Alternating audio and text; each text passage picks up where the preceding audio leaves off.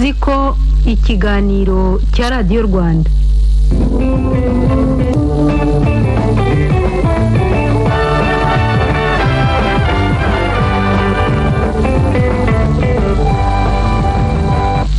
Inshuti z'Abaruziko mwiriweho, mukomeze kugira umunsi mwiza. Muri Waruziko y'uyu munsi turaganira kuri izi ngingo zikurikira: ukuramba kw'inyamaswa zimwe na zimwe, umubare w'amagambo y'indimi zimwe na zimwe ku isi ntabwo ubwirira rimwe kandi ntibukera rimwe, urumuri rw'izuba rugarukira he mu nyanja, imibereho y'imibu, uko imigabane y'isi irutana, utuntu tumwe na tumwe wakenera kumenya. Haraza kandi n'umwanya w'abatwandikiye. Muri make nibyo tuganira, mu kanya turabigarukaho ku buryo burambuye. Muri kumwe na Victoria Nganyire.